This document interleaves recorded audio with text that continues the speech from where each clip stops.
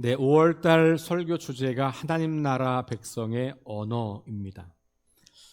언어는 존재의 집이다라는 유명한 철학자 하이데거의 말도 있습니다.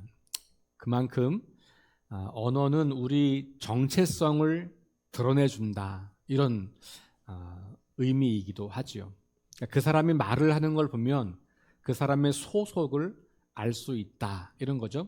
아주 단순하게는 그 사람이 사용하는 모국어를 보면 그 사람이 어느 나라 사람인가를 우리가 알 수 있다라고 하는 말이지요.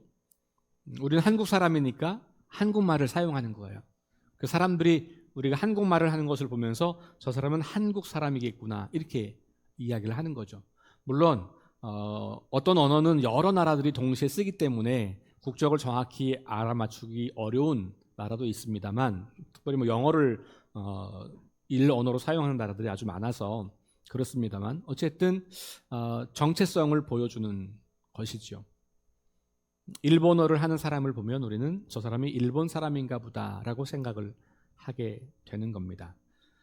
그 언어는 그 사람이 누구인지, 그 사람이 속한 그 사회와 국가와 공동체가 어떤 역사와 어떤 문화를 가지고 있는지를 반영하고 있습니다.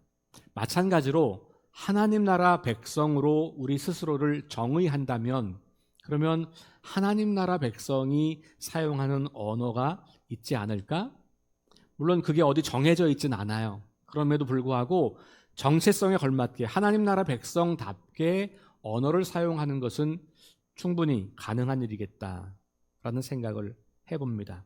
하나님 나라의 언어가 모국어가 따로 있는 건 아니지만 하나님 나라 백성이라면 마땅히 사용하지 않아야 할 언어와 사용해야 할 언어가 있겠다라는 생각을 해보는 것입니다. 우리가 배울 하나님 나라 언어, 어떤 것들이 있을까? 이번 한 달 동안 그런 것들을 생각해 보려고 해요. 사람이 태어난다고 해서 저절로 그 나라 말을 할 수 있는 건 아닌 것처럼, 우리가 하나님 나라 백성이 됐다고 해서 저절로 그 하나님 나라 다운 언어를 쓰는 건 아니에요. 그래서 언어는 배우고 연습하는 것이 필요합니다. 하나님 나라 백성이 되었기 때문에 우리는 하나님 나라 정체성을 가지고 살아가는 사람의 언어를 배우고 연습할 필요가 있겠다. 이번 한 달 동안 그런 것들을 함께 생각해 보려고 합니다. 특별히 4가지 영역으로 나누어서 하나님을 향하여 우리가 하는 말이 있을 거고, 나 자신을 향해서 하는 말이 있을 거고, 또 공동체에서 하는 말이 있을 거고, 그리고 이 세상을 향하여서 하는 말이 있을 것 같습니다. 사실 우리 그리스도인의 삶은 이 4가지 관계 속에서 이루어지는 거거든요. 언어만이 아니라 모든 것들이 이 4가지 관계 속에서 이루어지는 거고, 이 4가지 관계가 잘 균형 있게 성장하는 것, 이것을 영적 성장이라고 말을 하는 거고요. 하나님을 닮아간다는 말을 하는 거기도 하고요. 예수님을 닮아간다, 다 같은 말이에요. 그것을 구체적으로 하나님과 나와의 관계, 나와 나 자신과의 관계, 나와 이웃 혹은 나와 공동체의 관계, 그리고 나와 이 세상과의 관계에서 어떻게 하나님 나라 백성답게 살아가느냐, 어떻게 하나님께서 구원하신 그 백성답게 살아가느냐, 그것이 우리 그리스도인의 삶의 전부인 거죠. 그러니 그 안에 언어 사용도 그렇게 4가지로 나누어서 볼 수 있겠다, 그렇게 생각을 하게 되었습니다.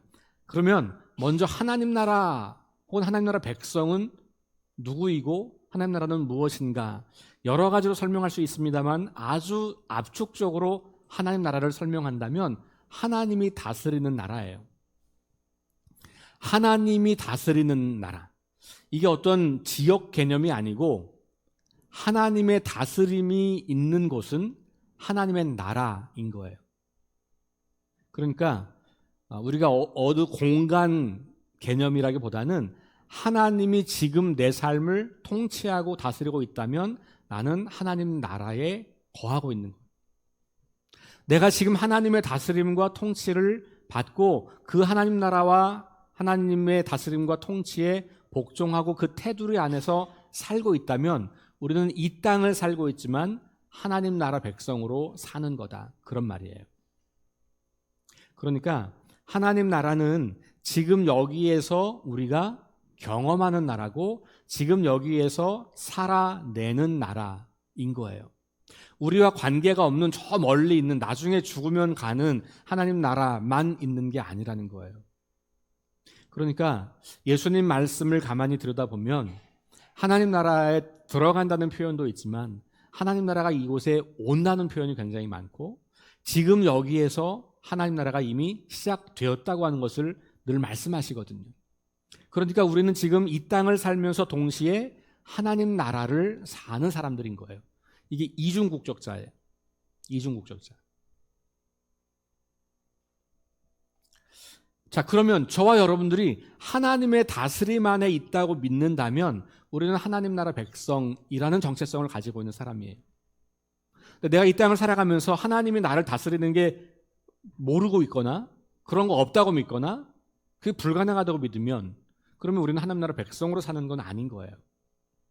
그러니까 내가 교회를 열심히 다니느냐 중요한 문제지만 더 중요한 본질은 하나님의 다스림 안에 내가 있다고 믿고 그 다스림에 순종하며 사느냐의 문제라는 거예요.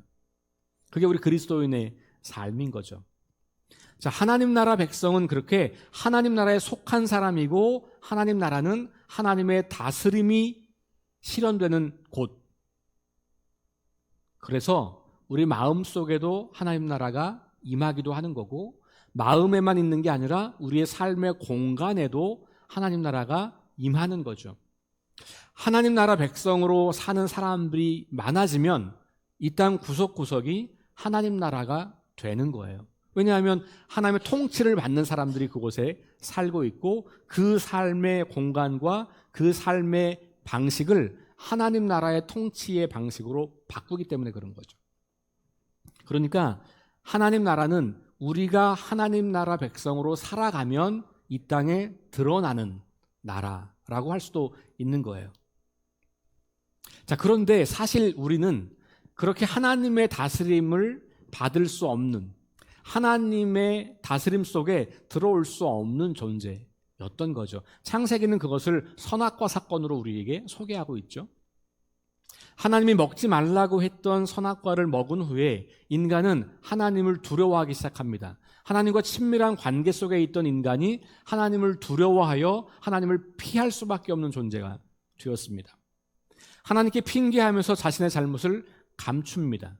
서로 돕는 배필인 배우자에게 사람에게 이웃에게 책임을 전가하고 상대방을 곤경에 빠뜨립니다. 자연 만물과도 적대 관계가 됩니다. 모든 관계, 하나님과의 관계, 나와의 관계, 이웃과의 관계, 세상과의 관계가 다 깨어지고 말았죠. 이것이 우리가 태어날 때 그런 상태로 태어나는 거예요. 그러니까 우리는 스스로는 하나님을 알 수도 없고 하나님을 경험할 수도 없고 하나님께 가까이 갈 수도 없는 존재로 태어났다는 거고 이걸 어려운 신학적 용어로 죄인으로 태어난다 이렇게 말하는 겁니다. 그 말은 하나님의 다스림 없이 내가 내 인생의 주인으로 산다는 말이에요. 성경이 말하는 죄, 우리 기독교가 말하는 죄는 윤리 도덕적 차원의 문제가 아니에요. 이거는 더 깊은 뿌리인 죄의 근본에서 오는 열매인 거예요. 윤리적이고 도덕적인 죄들은 사실은 죄의 열매고 죄의 본질은 뭐냐? 내가 인생의 주인으로 사는 것. 하나님 없이도 내 인생은 가능하다고 믿는 것. 하나님 없이 내 인생을 내 마음대로 살아가는 것. 이게 죄의 본질이라는 거예요. 근데 우리는 그렇게 태어난다는 거죠. 왜냐하면 하나님과 인류가 그렇게 멀어졌기 때문에. 그게 창세기가 우리에게 들려주는 이야기예요. 하나님과 분리되어서 살아갈 수밖에 없는 존재. 에덴에서 쫓겨난단 말이에요. 하나님 없는 삶을 살다가 하나님 없는 영혼을 맞이하게 된다. 이게 인간 실존이에요. 우리가 성경을 하나님 말씀으로 진리로 믿는다면 인간에 대한 이해가 여기서 출발하는 겁니다. 우리가 아무리 선한 삶을 살고 아무리 괜찮은 인생처럼 보여도 하나님 없는 인생은 망가진 인생이고 깨어진 인생이고 그거 자체는 하나님께 가까이 갈 수 없는 상황이고 그게 내가 주인으로 살아가는 거고 그걸 죄라고 말하는 거예요. 그러니까 여러분들이 나 별로 죄 지은 게 없는데 내가 왜 죄인이지? 하나님과 분리된 것, 그것이 죄라는 거예요. 하나님을 하나님으로 인정하지 않는 것, 하나님을 무시하는 것, 하나님 그런 거 없어 라고 말하는 것이 죄의 본질이라는 거예요. 그러니 우리는 그렇게 태어나서 그렇게 살다가 그렇게 하나님 없이 영원을 살게 되는 그런 존재였다는 것이죠. 물론 하나님은 원래 우리가 그렇게 만드는 건 아니죠. 그것은 죄 때문에 우리가 그렇게 깨어지고 망가진 상태가 됐다는 거예요. 자, 그걸 어떻게 창세기가 묘사하냐면 3장 24절에 보면 범죄한 인간을 에덴에서 추방하신 다음에 하나님께서 이렇게 일을 하셨어요. 성경은 이렇게 말합니다. 세 번역으로 제가 읽어드리면 그를 쫓아내신 다음에 아담과 하와를 쫓아내신 다음에 에덴 동산의 동쪽에 그룹들을 세우시고 뭐 그룹은 천사라고 번역을 해도 괜찮아요. 일종의 하나님을 돕는 그 수호 어떤 이런 종들 이렇게 보는 겁니다. 자, 그 그룹들을 세우시고 빙빙 도는 불칼을 두셔서 생명나무에 이르는 길을 지키게 하셨다. 그러니까 아무도 인간이 스스로 생명나무에 올 수 없다라는 말이에요. 이게 인간의 죄의 마지막 종착점이에요.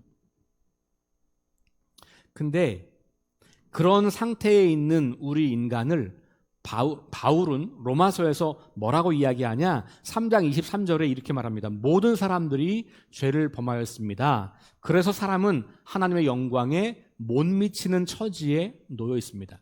자, 여기 다시 죄를 지었다는 말이 윤리도덕적 죄를 지었다는 말이 아니에요. 하나님 없이 자기가 인생의 주인으로 살고 있다는 말이에요. 그러니까 모든 사람이 그런 상태였고 그러니 당연히 하나님의 영광에는 이를 수 없는 존재. 이게 인간의 죄성, 인간의 죄인됨을 우리가 말하고 있는 부분이에요.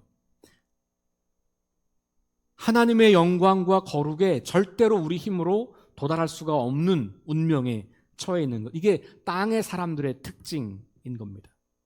하나님을 알 수도 없고 하나님의 다스림 안에 들어올 수도 없는 상황. 자, 그런데 그 바로 뒤에 3장 24절에 보면 바울이 이렇게 이야기해요. 그러나 사람은 그리스도 예수 안에서 얻는 구원으로 말미암아 하나님의 은혜로 값없이 의롭다는 선고를 받습니다. 자, 인간은 누구나 다 죄인이어서 하나님의 영광에 이를 수 없는 처지에 있었는데 그리스도 예수 안에서 구원을 받는다는 거예요. 그러니까 우리가 하나님께 나아갈 수 있는 길은 예수 그리스도, 그분을 믿는 믿음으로 우리는 하나님과 관계가 회복될 수 있다고 하는 거예요. 그래서 바울은 다른 곳에서 보면 예수님께서 이 땅에 오셔서 죽으신 사건을 십자가로 화평을 이루셨다 이렇게 말을 하는 거예요. 하나님과 우리 사이가 원수 관계였어요. 우리 힘으로는 도무지 하나님께 이를 수 없는 먼 관계였어요. 그런데 그런 관계를 예수 그리스도께서 오셔서 화해하게 하고 하나님과 우리 사이가 친밀한 인격적 관계 안으로 들어갈 수 있게 했다는 거고, 그걸 또 다른 언어로 말하면 구원받았다, 하나님 자녀가 되었다, 하나님 나라 백성이 되었다라는 말을 쓰는 거예요. 우리는 불의하지만, 우리는 죄인이지만, 그래서 그 죄의 대가를 받아야 하는 그런 사람들이지만 예수 그리스도께서 우리를 대신해서 그 대가를 받으시고 심판을 받으시고 그리고 우리를 살려주셨다는 거예요. 그것을 믿음으로 인정하고 그것이 나에게 이루어진 하나님의 놀라운 축복과 은혜의 선물인 것을 기억하고 그것을 인정하는 거예요. 그러면 우리는 아무런 자격과 공로가 없지만 하나님께서 예수 그리스도를 통해서 이미 이루신 그 일 때문에 우리는 새로운 존재로 변화하는 겁니다. 신분이 달라지는 거예요. 하나님께서는 당신의 아들 예수 그리스도께서 이미 시작하신 하나님 나라에 우리를 초대하시는 거예요. 그리고 그 초대에 응답한 사람들은 그 사람이 어떠한 인생을 살았든지 관계없이 바로 하나님 나라 백성이 된다. 이게 복음인 거죠. 나는 그럴 가치도 없고 그럴 자격도 없고 그럴 만한 인간이 아닌데, 내가 잘난 게 아무것도 없고 내가 뭐 아무것도 한 게 없는데 하나님이 이미 그 일을 다 행하셔서 그것을 사실로 받아들이면, 그것을 믿음으로 받아들이면, 그것을 인정하고, 아, 내가 주인 되어 살았구나, 이게 죄구나, 하나님이 온 세상을 지으신 분이고 나를 지으신 분이라고 하는 걸 내가 인정하고 받아들이고, 그리고 이 예수님을 믿는 믿음을 통해서 나는 하나님의 자녀가 된다는 것을 받아들일 때, 그때 우리는 하나님 나라 백성으로 살아가게 되는 거예요. 로마서 5장 1절 2절은 이렇게 말합니다. 그러므로 우리는 믿음으로 의롭다 하심을 받았으므로, 믿음으로 우리가 더 이상 죄인, 불의함 여기에 있는 게 아니고 의인이라고 인정받았다는 거예요. 우리 주 예수 그리스도로 말미암아 하나님과 더불어 평화를 누리고 있습니다. 하나님과 이제는 가까워졌다는 거예요. 우리는 또한 그리스도로 말미암아 지금 서 있는 이 은혜의 자리에 믿음으로 나오게 되었으며, 하나님을 만날 수 있는 이 은혜의 자리에 나오게 되었다는 거고, 하나님의 영광에 이르게 될 소망을 품고 자랑을 합니다. 하나님의 영광에 이를 수 없는 우리들이 하나님의 영광에 이르게 될 것, 물론 그것은 지금 여기부터 시작이 되었지만 마지막 그것이 완성될 때 그 영광스러움에, 완전한 그 영광스러움에 우리가 이르게 된다, 그 소망을 품고 자랑을 한다, 이렇게 고백하고 있죠.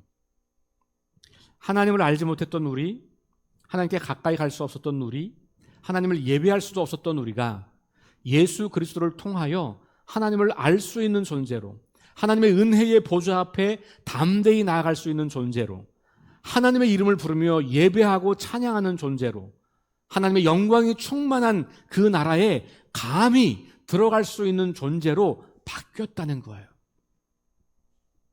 하나님과 원수되었던 우리가 하나님과 평화를 누리는 사람들이 되었다는 겁니다. 이미 시작된 하나님 나라의 초대가 되었다. 이게 우리가 늘 듣는 복음 이야기예요. 그리고 우리 기독교 복음의 가장 핵심적인 이야기예요. 근데 이것은 우리의 정체성을 바꾼 사건이거든요. 내가 어떤 사람인가라고 하는 것을 이 복음으로 우리가 해석하는 사람이 그리스도인이에요. 사람들이 주는 평가대로 나를 평가하는 게 아니에요. 내 처한 환경 때문에 내 신세가 나락으로 전락한다고 생각하는 게 아니에요. 어떤 환경에도 사람들이 나에게 뭐라고 말을 해도 나는 하나님이 거룩하고 존귀하게 바꾸어준 새로운 사람, 하나님 나라 백성, 이 땅을 살고 있지만 나는 하나님 나라에 속한 사람이야 라고 하는 정체성이 분명한 사람이 바로 복음을 믿는 사람인 거예요. 그러니까 결국 예수 믿고 구원받았어 라고 하는 이 말 속에는 사실은 내가 새로워졌어, 나는 새로운 사람이야, 나는 하나님 나라에 속한 사람이 되었어, 나는 거룩하고 존귀한 사람이야 라는 고백이 들어있는 거예요. 구원의 내용이 그런 거거든요. 그리고 지금 여기에서부터 그런 인생을 살다가 주님 오실 때까지 그 삶이 이어지고 영원히 그 삶을 살아가게 되는 것. 중간에 우리가 죽는다고 할지라도 그게 달라지지 않는 거예요. 부활신앙은 그런 거죠. 내가 주님 오시기 전에 죽는다고 하더라도 주님 못 만나고 죽는 게 아니고요, 그 죽음을 넘어서 우리는 여전히 하나님과 함께 새로운 삶을 살아가게 되는 것, 그거 믿는 거죠. 우리가 부활 믿음을 통해서. 그러니까 이제 우리가 달라진 존재, 변화된 존재, 새로운 존재라고 하는 정체성을 갖고 사는 것이 우리 그리스도인의 모습인 거예요. 여러분, 그러니까 누가 여러분들을 향해서 하는 말 때문에 기죽지 마세요. 여러분들이 지금 처한 환경이 좀 어렵다 그래서 절망하지 마세요. 그건 믿음이 없는 거예요. 세상 눈으로 나를 보는 거예요. 믿음의 눈으로 나를 보면 사람들이 나에 대한 평가가 관계없어요. 하나님이 나를 그것대로 보지 않으시니까. 돈이 좀 없다고, 건강이 좀 안 좋아졌다고, 삶에 많은 위기를 지나고 있다고 우리가 무가치한 존재가 되는 게 아니라는 거예요. 왜? 우리는 하나님 나라에 속한 사람이니까. 자, 이게 분명해야 그러면 우리가 어떤 언어를 쓸 건가가 나오는 거예요. 그리고 이 정체성에 근거한 언어를 우리가 사용하게 되는 겁니다. 자, 그래서 언어 이야기를 하려고 했지만 지금 10분 넘게 정체성 이야기를 한 거예요. 이걸 모르면 그냥 행동을 교정하는 연습은 하겠지만 이 정체성이 분명하지 않으면 이건 오래 못 가는 거예요. 행동 교정 이전에 정체성이 분명해지는 것, 이것이 필요하다라는 거죠. 자, 그러면 내가 그런 하나님 나라 백성이 되었다면 내가 하나님을 향하여 어떤 말을 하는 사람이 될까? 그게 이제 오늘 여러분들에게 드리고 싶은 이야기예요. 자, 첫 번째는 내 정체성에 걸맞는 고백을 하는 거예요. 그게 뭡니까? 하나님이 나의 주인입니다. 한번 따라합시다. 하나님이 온 세상과 내 인생의 왕이시며 주인이십니다. 이게 우리의 첫 번째 언어가 되는 거예요. 말로 하는 것만 언어가 아니라 우리의 생각으로도 우리의 삶으로도 그 언어를 사용하는 거예요. 너무나 많은 사람들이 자기 자신이 왕이 되어 살아요. 내가 모든 걸 통제하지 않으면 화가 나는 거예요. 다른 사람이 나를 통제하려고 하면 우리 화나잖아요. 그런 것처럼 우리는 통제 본능이 있어요. 그게 뭐냐면 내가 왕이 되고 싶은 욕구예요. 그게 뭐냐면 죄인된 본성이에요. 어느 누구도 나를 간섭하지만 내가 내 인생의 주인이야. 너희가 누군데? 네가 누군데? 나를 간섭해? 이건 뭡니까? 죄인된 본성.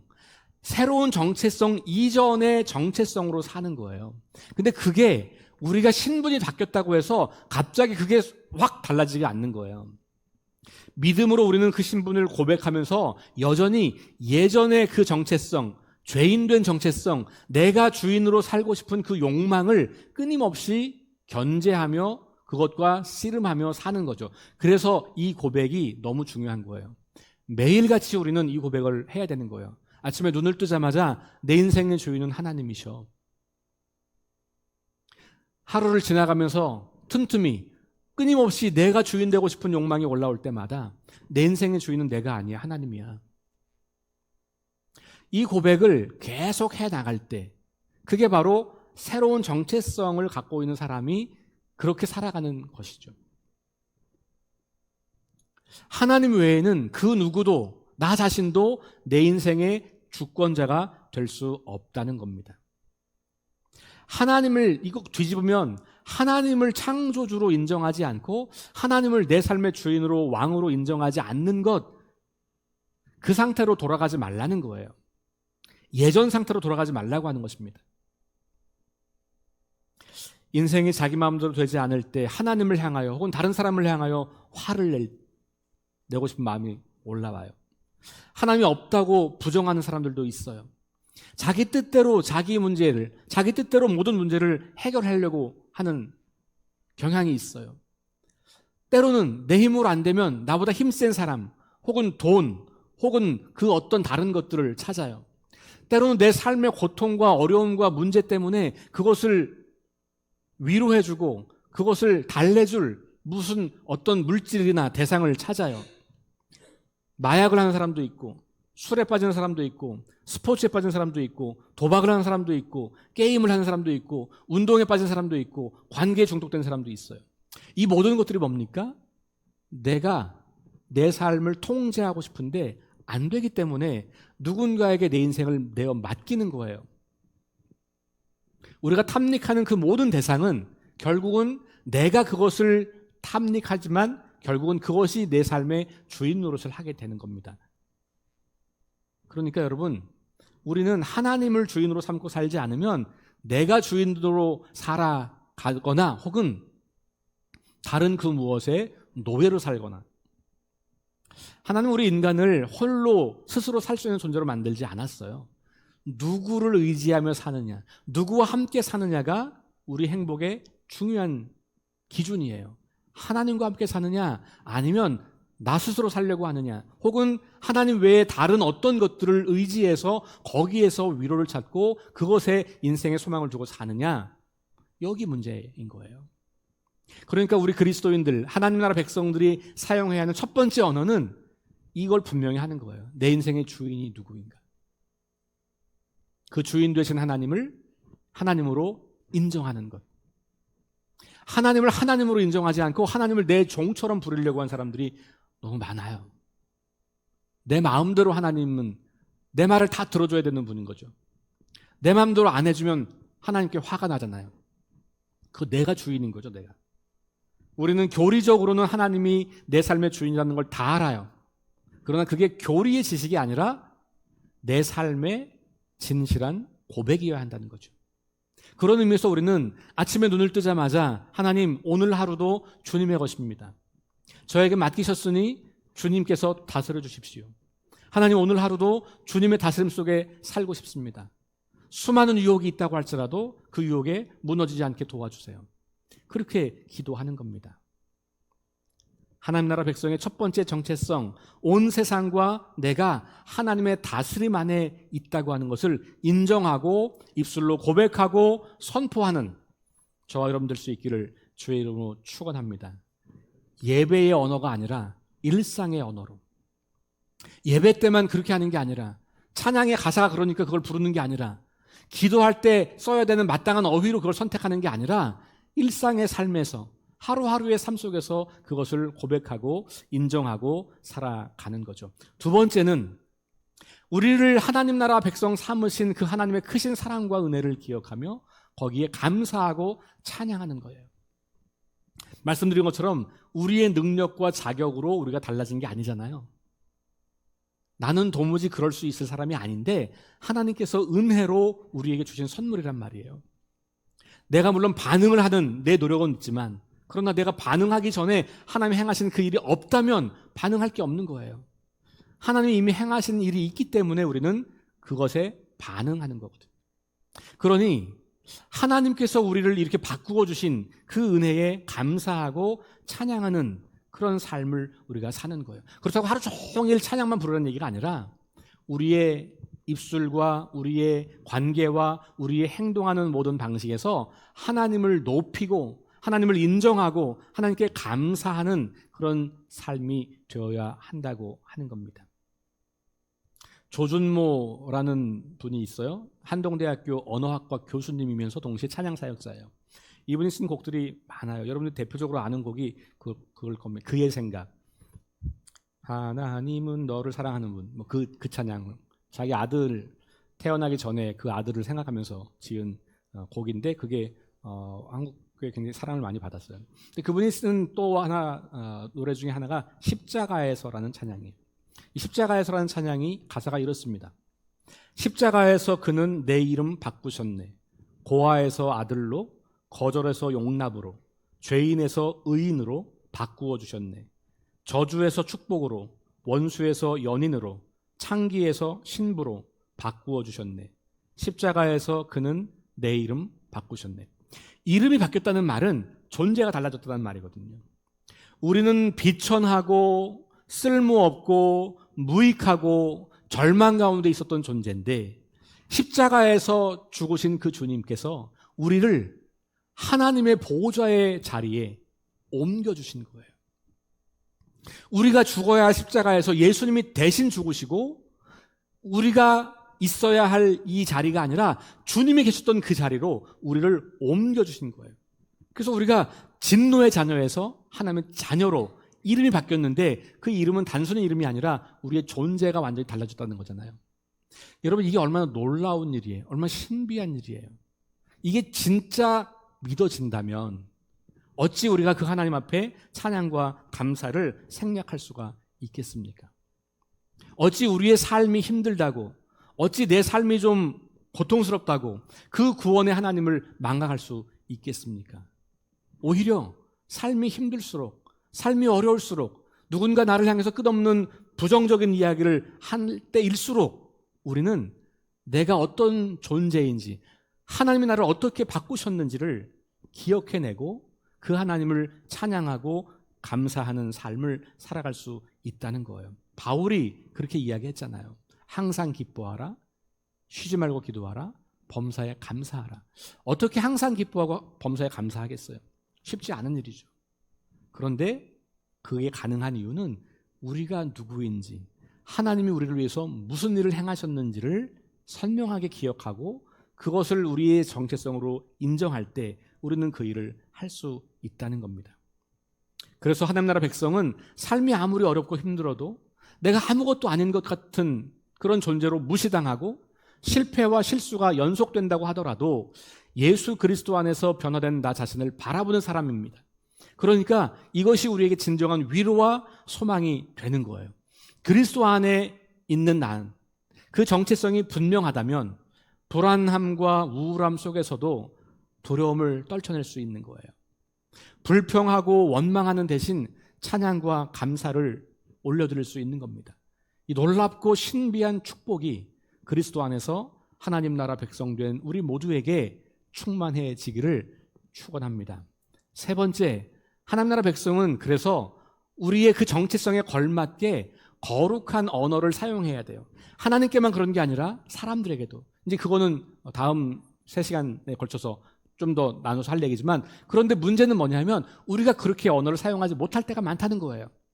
신분은 바뀌었지만 그 신분에 걸맞도록 존재가 다 바뀌었냐? 그렇지는 않아요. 안타깝게도. 그렇죠? 그래서 우리는 여전히 옛 사람의 본성대로 화를 내기도 하고 누군가를 비난하기도 하고 누군가에게 상처를 주기도 하고 그런 말들을 끊임없이 사용하면서 살아갑니다.